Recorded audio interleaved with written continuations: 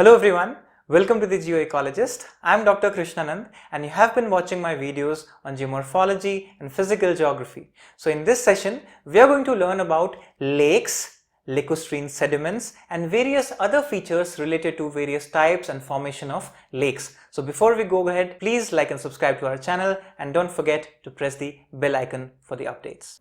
So now let's learn about these features that we know by the name of lakes. So what are these lakes, how they are formed and what are their various types? This is what we are going to learn today. So like rivers are important water bodies, similarly on land, lakes hold key to this entire fluvial geomorphology as well. So lakes word come from this Latin word lacus, and this lacus basically means a basin, a pool or a lake. So this is the source, this is the origin from where this entire lake thing has been derived into this fluvial geomorphology as we know. So let's understand how these lakes are formed and what are its various types in the world. So first important thing is that lake is a body of water that is surrounded by land. So this is what we already know, and then further lakes vary greatly in size and scale. So there are two factors that are important when we say that a lake has a particular size and a lake is of a particular scale, that is a smaller lake, a medium-sized lake, a large lake, big lake, that is important, or an elongated lake. So size is also important and scale is also important, that at what level are we talking about a scale. So that is important. So some measure only a few square meters while others can also be there in the backyard. So that is important, that is at the micro level if you can see. And some small lakes are often referred to as ponds as well. So when we say there are ponds, what are those? They are part of the larger bodies of water in fluvial geomorphology that we study, that is the lake itself. So at smaller scale they are called ponds. Other lakes are so big that they are called seas. So if you observe a sea, that is inland sea, which is covered from all sides by water, these are also kind of a lake but at a larger scale. So Caspian Sea is one of the best examples in Europe and Asia and is the world's largest lake as we know, with an area of more than 370,000 square kilometers. So from a backyard pond to this 370,000 kilometers, that is what is the scale difference that we are talking about in size. So this is the entire journey from a smaller lake to a greater lake that is present in the entire fluvial system on Earth. Now the next important factor is this depth factor. So world's deepest lake is called what we know as Lake Baikal, and where is it? In Russia. So its bottom is nearly 2 kilometers deep, that is more than 1 mile below the surface in various places. And although Lake Baikal covers less than half the surface area of Lake Superior, it is about 4 times deeper. Remember Lake Superior? It's huge lake. In surface area it is even half, but in depth it is 4 times that lake. So that is a comparison that you can draw. And other lakes are so shallow that a person could easily even walk through them or wade through them. So this is what we are talking about, the area, the depth. So these factors also are important in the classification of what we know as the lake. Next important factor is the elevation factor on which there are different lakes. So lakes exist at different elevations. So one of the highest lake is Lake Titicaca in the Andes mountain that is between Bolivia and Peru. Remember that? So it is about 3810 meters above sea level. The lowest lake is the Dead Sea as we know, that is between Israel and Jordan. So it had lots of salt content. So it is more than 395 meters below sea level. So this is another important extreme, that is the elevational extreme, and you can see the scale variation here from the depth to the height. So that is important in the lake. Then one more important thing is that how do these lakes get water? Where is the source? So water in the lakes come from rain, snow, melting ice, streams and groundwater seepage. So these are the various sources that we see, 3, 4 and 5. So major 5 sources of the water in the lakes are these. So precipitation in the form of rain, snow, then melting ice can be one, that is glacial lakes. Then streams are there, and then groundwater seepage is also there coming from underground. So that is important. So most lakes contain fresh water. Now remember, when we say this statement, most of the lakes on the earth are on the land surface. As we remember the definition, it is covered from all sides by land. So most of them are fresh water. They are not marine in nature, right? So that is important here. The next important thing that we need to know is another terminology, that is open lake or closed lake. So what are these? If water leaves a lake by a river or an outlet, it is said to be open. So remember, if there is a lake and water is going out of this lake, then it is called open lake. If you remember the Trans-Himalayan lake that we say is Chandratal. So this is another lake which is getting its water from the melt glaciers around it. But remember, it is an open because the water from Chandratal joins the Chandra river. So that is important. Then all freshwater lakes are open. So remember, freshwater lakes are mostly open. That is another important statement. The next important thing is that if water only leaves through one way, that is not through these outlets but only through direct evaporation, it means this is a closed lake. There is no outlet to it. So that is important. And closed lakes usually become saline or salty. That is what we see is its turbidity increases because it has lots of mineral contents, salt contents, and various other matter. So these turbid lakes are basically what we also know as endorheic lakes. So the word is endorheic. It is trapped from all sides with this continental mass or the land surface. So that is why it is a closed lake or an endorheic lake. So right now what was in news is Pangong Lake, and Pangong Lake is one of the good examples of endorheic lake in the Tibetan Plateau area. That is, some part of it is in India and some part is in the Tibetan part, that is the Chinese part. So that is important here. Then now let's understand how these lakes are formed, how these depressions are formed, that actually water accumulates in these depressions. So there are different processes. One process that we know here is the endogenous geological process that we have already studied. Tectonic processes, volcanism, this is one reason.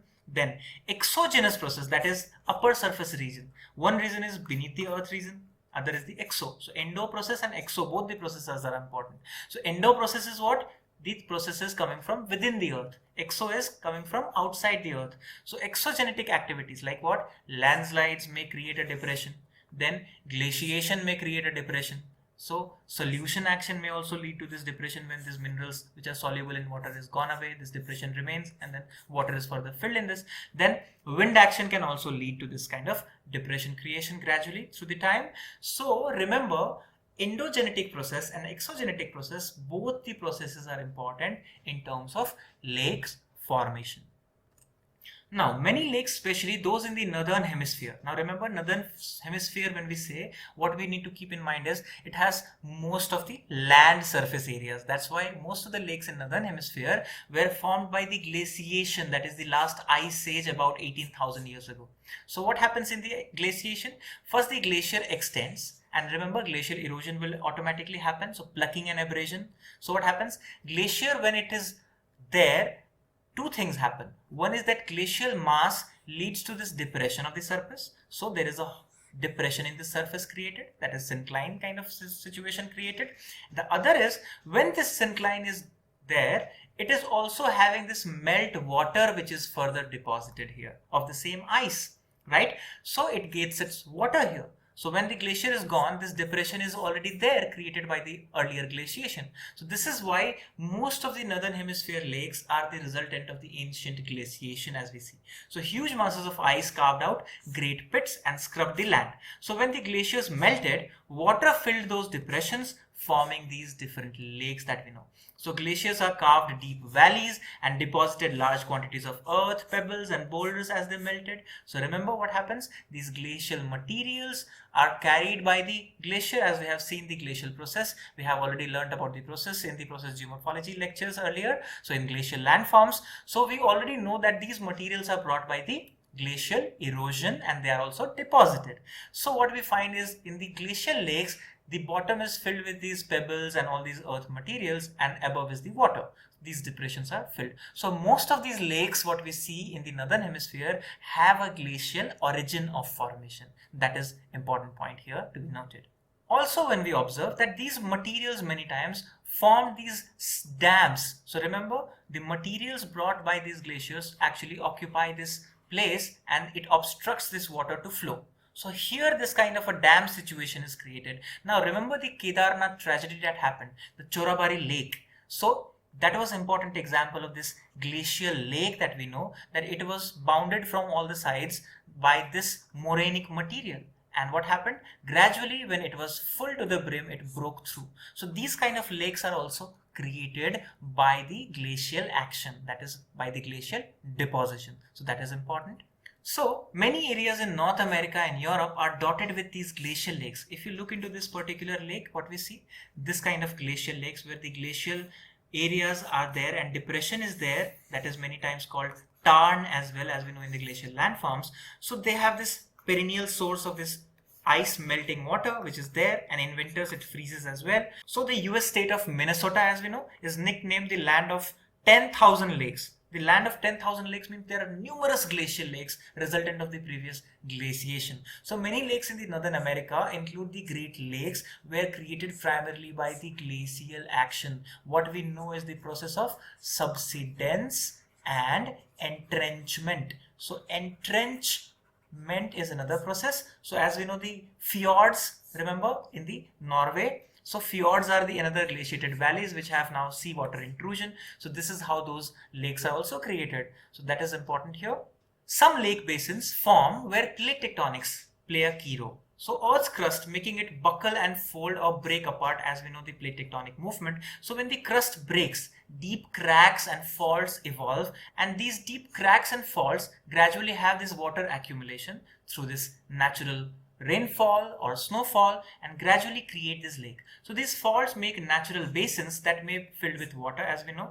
So Caspian Sea is one of the greatest example which was formed due to this tectonic activity. Then Lake Baikal in Russia is another such example that is resultant of this tectonic plate movement. So plate tectonics is another important phenomena because of which these great lakes have formed. Apart from that, many lakes form as a result of this volcanic activity, as we know. So what happens earlier, if there is a crater creation because of this volcanic activity and now the volcano has gone extinct, it means there is no more activity. So what happens, this depression, this entire caldera is what we know here is filled with this water gradually. So this is what we know is called crater lake, or many times caldera lake. So these are one of the deepest lakes because remember these are at the top of these mounds of these mountains. So this entire lake can be as deep as this entire vent or the neck. So that is important. These can be one of the deepest lakes of the world. So US state of Oregon is one of the important examples where you have such kind of crater lakes which was created because of this ancient volcanic process. So Mount Mazma's volcanic cone collapsed, and this is what you see on your screen is the best example of a crater lake. Another important lake, as we have already learned in the fluvial geomorphology, in the fluvial landforms, is the creation of lake, what we know by the name of oxbow lake, that is process of meandering that is important here. So remember, first there is this meander created, gradually what happens, the meander necks join together, and then further what happens, they change their course and this is cut across, and this kind of shape is remaining in the form of lake. So this is a U-shaped lake which is called oxbow lake, and part of the river course is largely the mature stage of river if we talk about the division cycle of erosion, if you have seen. So in the previous lectures we have already discussed in detail the formation of oxbow lake in the fluvial landforms. Then the landslide or the mudslide processes also lead to certain kind of depressions in which water accumulate and there is some kind of dam creation. So if you look into this image, what has happened? This landslide has blocked this course of this stream, and what has happened? Like a dam, it has been created here. So this kind of lake is also created, which may be of a temporary nature because as it gets filled, many times this breaks this and does this flash flooding downstream. So this is also there in many parts of Indian Himalaya as well, in different parts of the world as well.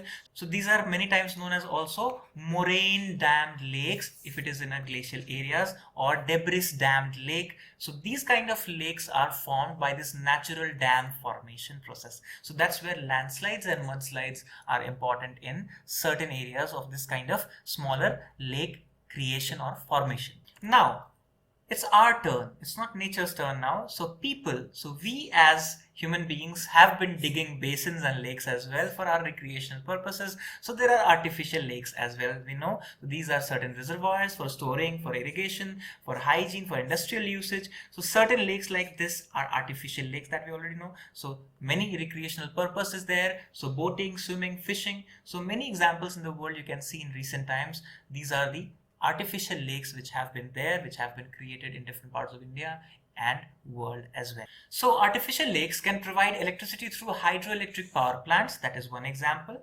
Then one of the most famous example is this Lake Mead in United States of Arizona and Nevada. So this area of Arizona and Nevada, as we know, was formed when this Hoover Dam.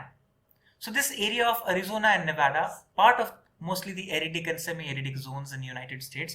This is where for the water harvesting and harnessing of hydroelectric power, these dams were created. So this Hoover Dam was built during the Great Depression time, and dam was built basically to do what? To actually control this unpredictable nature of Colorado River and provide electricity to the western US. So that is where this Lake Mead was created.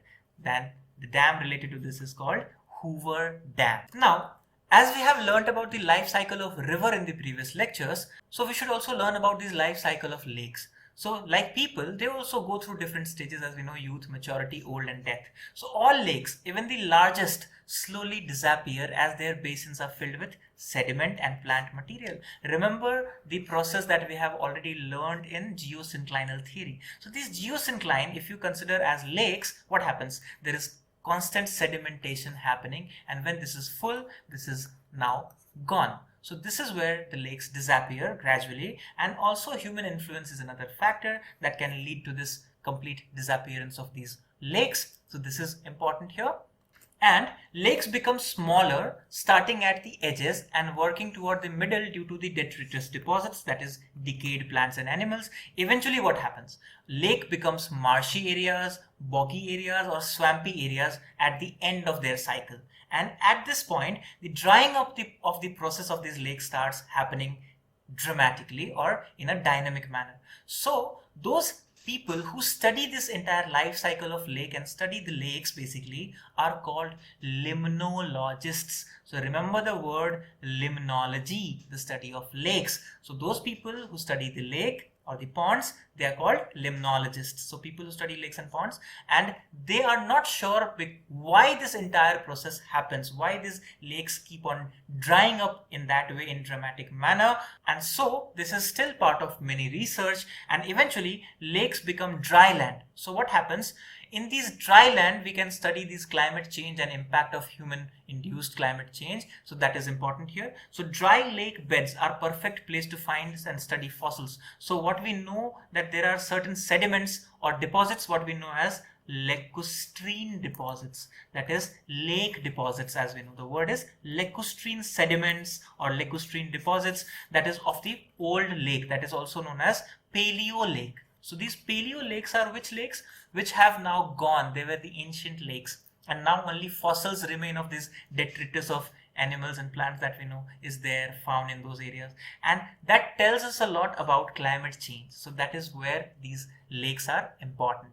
Now, going by the classification of lakes, lakes are mainly classified on the basis of first the nature of inflow-outflow model. So it is a closed or open lake. Then what we have is the origin. So what kind of origin is there? And also on the basis of trophic levels. So let's understand these classification of the lakes. So going by the first one, based on inflow-outflow. The first one is temporary or permanent. The word itself says it is of short-lived nature or a long-lived nature. So temporary lakes are very short-lived. So heavy shower or snowfall or rainfall can lead to this kind of lake formation, and rate of evaporation is much greater than rate of recharge through precipitation. So they are very short-lived. And mostly because evaporation is greater in such lakes, what happens? It is of saline nature as salt remains there. So for example, Bhadkal Lake, Faridabad, if you have seen near Delhi, it is one of the examples.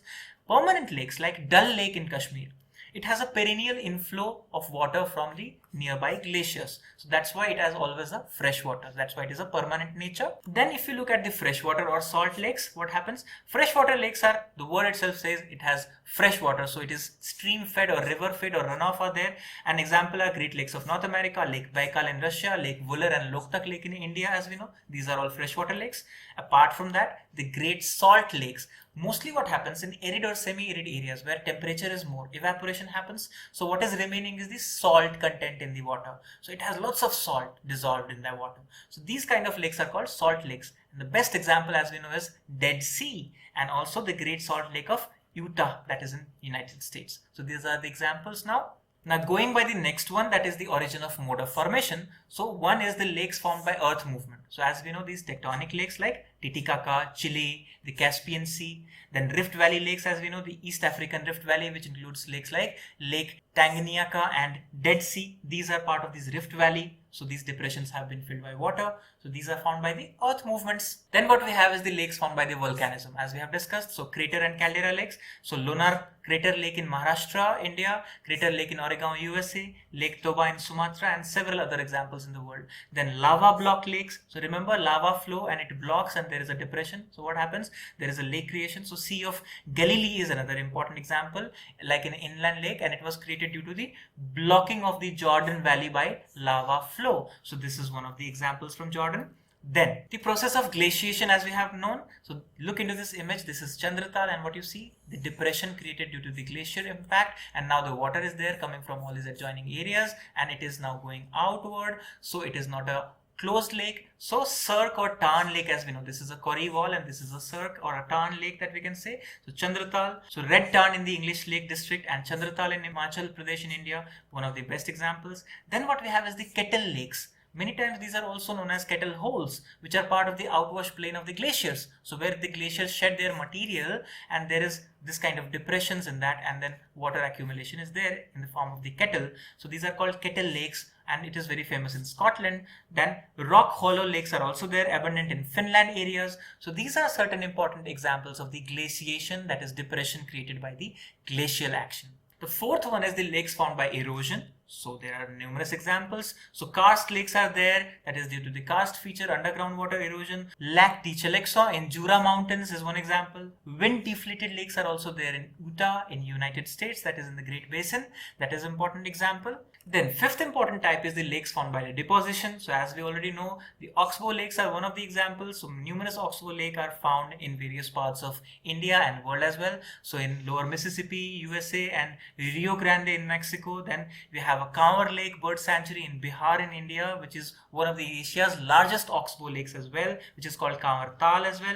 Then barrier lakes, as we have seen, something creates barrier, that is landslide and avalanches. So such lakes are observed in the Himalayan region as well. Then Lake Gormire in Yorkshire is one of the best examples from ancient times, which is blocked by landslide. And then finally coming to the man-made lake classification. So numerous names are there. So in India what we can see is Bhimtal Lake, Hirakud Lake, Rana Pratap Sagar Lake. These are part of the basically what? The hydroelectric power projects. So that's where this Guru Gobind Sagar Lake is important, and Bhakra Nangal Hydel Power Project is the example. And these are certain more examples as we know from India. Then coming to the next classification, that is based on the trophic level. Now remember the concept of ecosystem. If you have not watched the videos, go to the playlist and watch the videos in the biogeography playlist. So eutrophic lake is one type, mesotrophic lake is another type, and oligotrophic lake is another type. So we have three types in the trophic level classification. So one is U, the next is M, the third is O. So EMO is important. So eurotrophic is what? Basically very high levels of biological productivity. So high levels of biological productivity basically means lots of flora and fauna. Then mesotrophic lake is one where you have intermediate level. So that is why it is meso. And then oligotrophic is basically what? Which has very low primary productivity as a result of very low nutrient content. That is called oligotrophic. So remember eutrophic, mesotrophic, and oligotrophic lakes.